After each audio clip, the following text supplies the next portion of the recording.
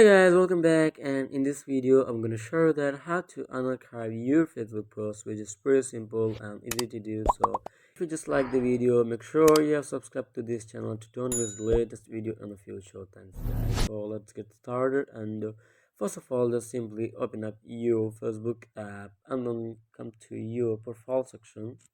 In your profile section, just simply tap at these three dots. Let me show it to you clearly. This, and just simply tap on it like that, and tap at activity log.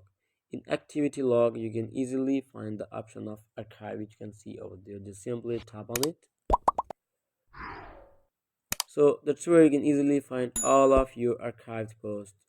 Just simply, if you want to unarchive them, just select them like that. If you want to select all, just simply tap this all and just tap restore and tap restore to continue. If you want to delete them, just simply select them and tap add trash.